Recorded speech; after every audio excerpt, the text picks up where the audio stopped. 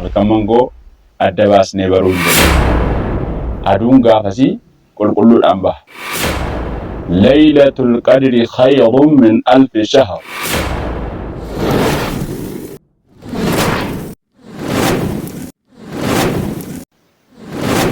الحمد لله وكفى والصلاة والسلام على نبيه المصطفى وآله المجتبى المستكملين الشرف وبعد.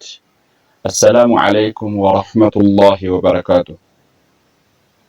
أخي وأخواتي في الله، أبوليوان كينيا أبوليتي كينيا هندو بغانا قادان حتى جيسني الحمد لله رب العالمين. كان كيس جرو باتي رمضان كيستي وكورنان بودا سجل متقلجر الحمد لله. كورنان بودا كون باتي رمضان قوتو إسان ما فجالة. باتي رمضان تقريسي باتي رمضان كما جالة. كورنان بودا ينجلو كورنان بودا كيسا يو حلقان تقو جرتي. حلقان التين كورنان بودا كيسا كون جياكما تقو مزنتي. halkan sun halkan laylatul qadri jechuudhaan beekamti. Laylatul qadri khayrun min alfi shahr jedha rabbiin keenya qur'aana keessatti. Laylatul qadriin caaltuudha ji'a kuma tokko caaltii jedhe. Laylatul qadri khayrun min alfi shahr. Kanaaf jiini kumni tokko halkan tokkotti qixxaachuu hin danda'u. Halkan tokkoon sun ji'icha kuma tokkoon sana caaltii jechuudha. Isiin halkan sun baatii ramadaanaa keessa jirti. Ramadaana keessaa kurnan boodaa isa jedhamu kana keessa jirti. Alhamdulillah. Nama booji'atu rabbiin nu haa taasisu. Halkan kun sadarkaa hedduu qabdi rabbiin birattis. Halkan sana yeroo dubbatu rabbiin ibsee yoo himu halkan kabajaa jedha. Halkan mubaarakaa. Halkan keessa halkan barakaa yoom yoo jedhamte mubaasharatan halkanuma sanarra booti. Ammallee halkan nageenyaa jedhe.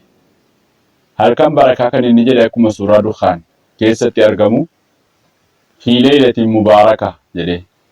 Halkan barakaa keessa jedhe. Halkan sun halkan nageenyaati. Akkuma rabbiin jedhe quraana keessatti salaamun hiya hattaa matla'il fajr. Amma fajriin bahutti, amma salaanni subhii gahutti halkan sun nageenyaa jedhe. Halkan nageenyaa. Halkan sun sadarkaa sirraa rabbiin ji'a kuma tokko caaltii jechuudhaan isii hime. Laylatul qadri khayrun min alfi shahr. Halkan qadriidhaa ji'a kuma tokko jechuudha. Caaltii jedhe. Akkuma kanallee rabbii yoo himu qur'aana buufnee jedhe. باتي رمضان كيس شهر رمضان الذي أنزل فيه القرآن. باتي رمضان كان كيس قرآن بوفم. باتي رمضان كان كيس يوم بوفم القرآن قاف كم. حاميم والكتاب المبين إنا أنزلناه في ليلة مباركة. سورة دخان جل كبرت. Kitaaba ifa galaadhaan hin kakadhaa jedhe. Kitaabicha sana ni buufne halkan barakaa qabdu keessaa jedhe. Halkan barakaa qabdu sun yoom laate? Innaa anzalnaahu fi laylatil qadr. Qur'aana kana ni buufne jedhe. Halkan laylatul qadrii keessa buufne jedhe. Rabbiin on ta'e subhaanahu wa ta'ala. Halkan laylatul qadrii sun baatii ramadaanaa keessa jechuu barree. Halkan laylatul qadrii sunu isii halkan mubaarakaa halkan barakaa qabdu jechuu barre. Alhamdulillah. Namni halkan sana dhaabbate badii isaarraa waan inni dabarse hundinuu isaaf dhiifamtii jedha Rasuulli sallallahu alaihi wasallam. Akkuma kanas namni laylatul qadrii dhabsiifame khayrii hundaa dhabsiifame jedhan. Khayrii hundaa dhabsiifamee jedhe. Nama argatee ittiin milkaahu Rabbi nu haa taasisu. Halkan sun halkan waggaa keessaa halkan eegamtuudha. Halkan tokkollee kan itti qixxaachuu hin dandeenye. halkanoonni waggaa keessa dhufan hundinuu ittiin qixxaatan. Isiin ji'a 1,000 caalti halkan itti qixxaatu hin jiru jechuudha. رسول ربي صلى الله عليه وسلم أكما عائشة أنه هندت رمضان كيس عبادات نججباتها جت كيست رمضان كيس أو نججباتها قاف 10 الأواخر سنة قرنن بودا قاف نفه شد مئذره مرتوس هجب فتاه وأحيا ليله هل كان سافيسه وأيقظ أهله أهلي سدمكسا كي لابدو جدي عبادات دمكسا رفيق الراكاسي كاسي دابا جدو قرنن بودا تاو كيست حديثني هدو لكان أكيكو قرنن بودا تاو سي حديثني عائشة هماس ناكيكا حديثني أبي سعيد الخضري رضي الله عنه مع الجنة أن النبي صلى الله عليه وسلم اعتكاف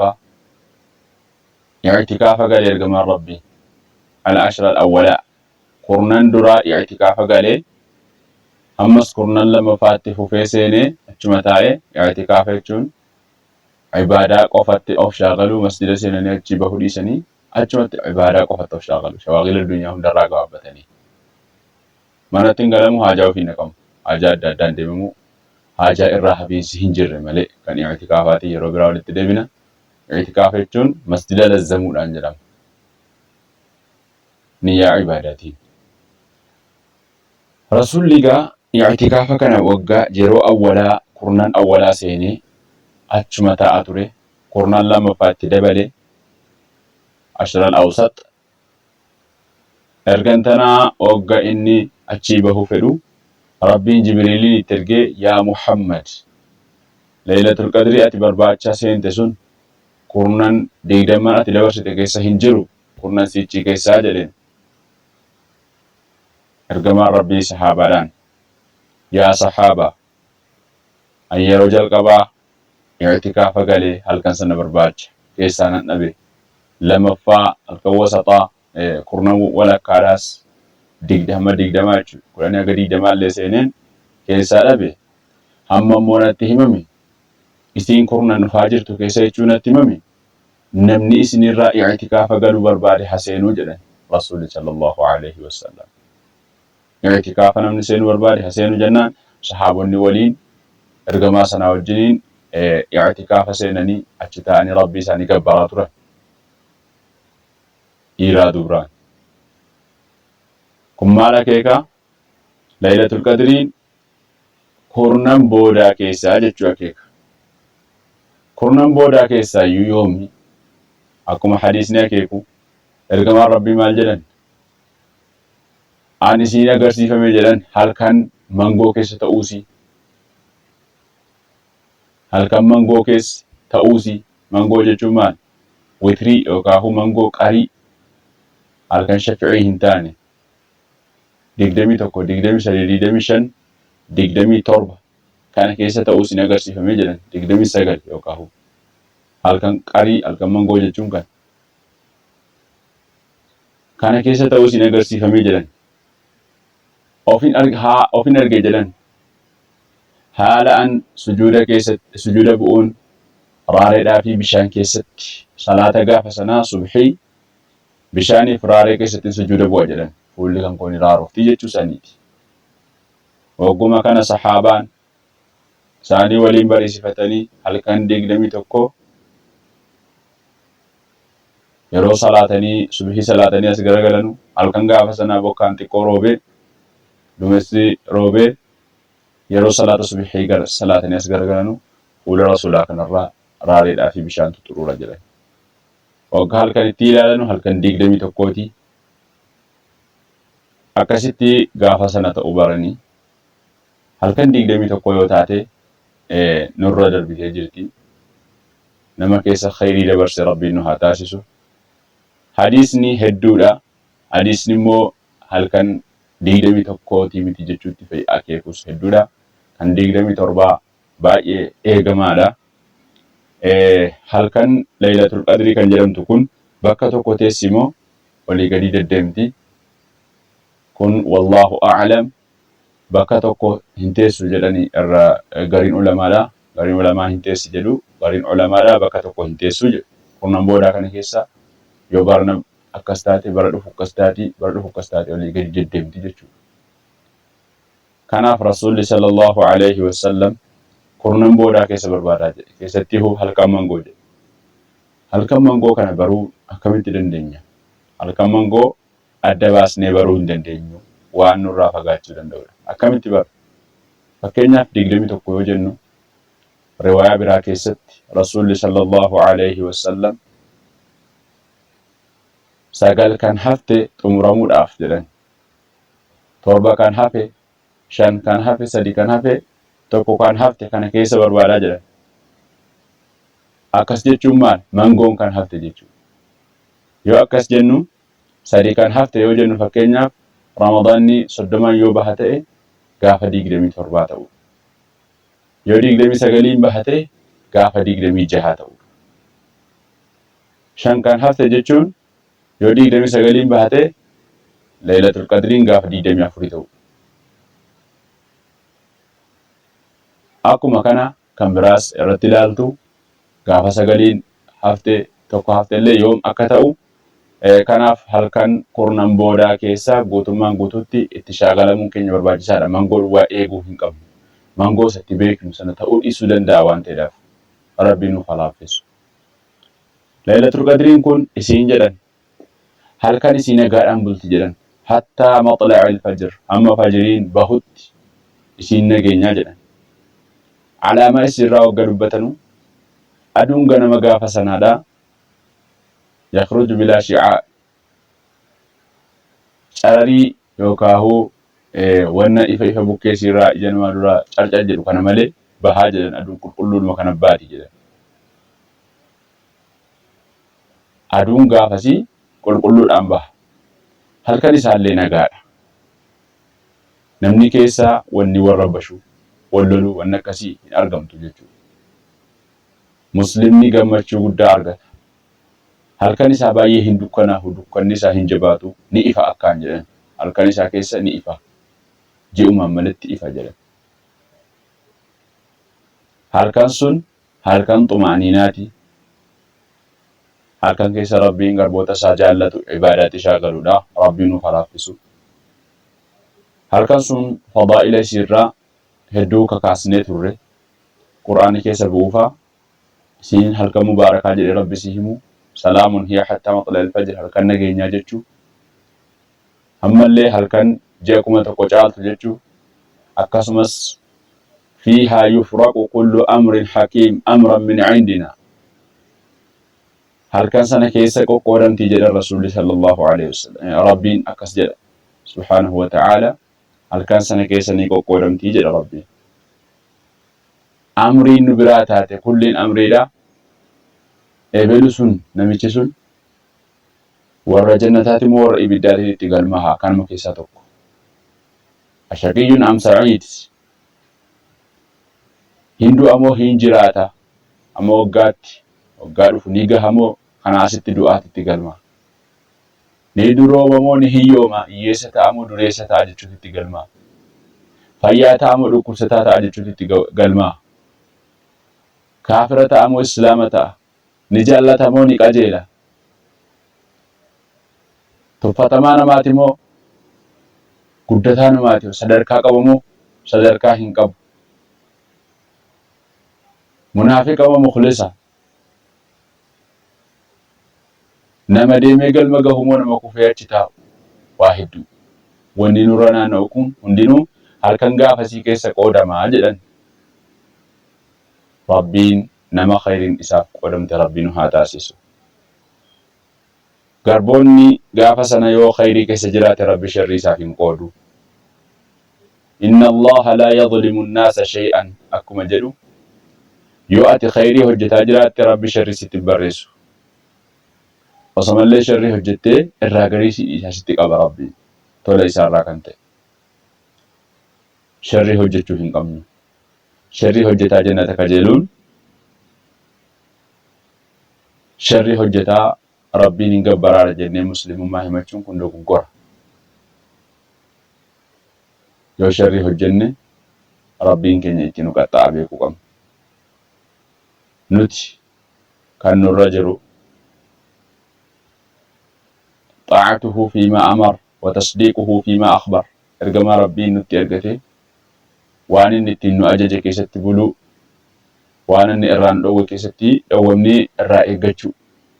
Alaynaa an laa na'buda allaha illaa bimaa shara'a. Waan ergamaan rabbii karaa godhe malee waan biraatiin rabbiin gabbaruu dhiisuun nurra jira. Waan rasuulli karaa godheen rabbii keenya gabbarra. Waan ergamaan karaa hin godhin tokko lafaa fuunee waan sanaan rabbiin gabbaruun bid'aadha jedhama. Bid'aa jechuun immoo maal? Ihdaasu amrin fi diin. Diinii keessatti amrii wayii haaromsuudha. Bid'aan khayrii hin qabdu, bid'aan sharriidhuma. Akkuma rasuulli jedhan kullu bid'aatin dalaala. Cufti waan lafaa eegalamtee jal'ina jedha. Cufti jal'inaa immoo ibidda nama geessiti. Wa kullu dalaalatin finnaar. Kana waan ta'eedhaaf oma ergamaan keenya karaa nuuf godheen rabbii keenya gabbarraa rabbi nuuf haa laaffisu. Halkan sana rafiiqiidhaan shaagalamuu hin qabnu. Waswasaa adda addaatiin shaagalamuu hin qabnu. Rabbiin waan akkasiitiin nu shaagalini. Musiibaa addaallee rabbi nutti dhiisee gaafas nu shaagalini. Kan keessa rafnu, kan keessa dhukkubsannu, kan keessa taatee honnutti nammu kan akkasii rabbi nu jalaa hin taasisin.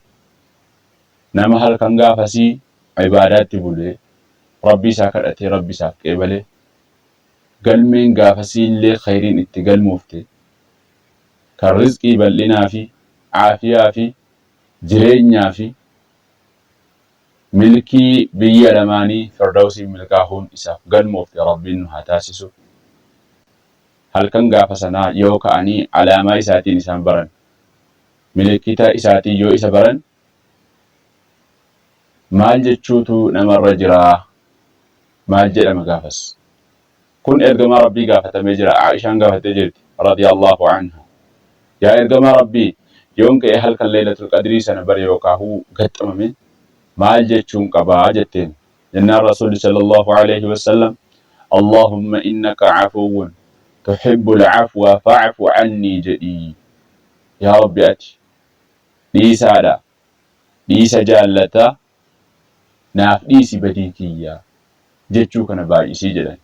Kurnan boodaa kana keessa jecha kana baay'isuu qabna. Rabbi nuuf haa laaffisu. Yaa Rabbi yaa Allah. Daawwattoota keenya kan haga hammaattiin hordoftan galatooma rabbi isinirraa haa jaallatu. Nama khayriin kun hunduu isa argatu rabbi isin haa taasisu. Balaa fi sharrii fi balbala sharrii rabbi isinirraa haa cufu.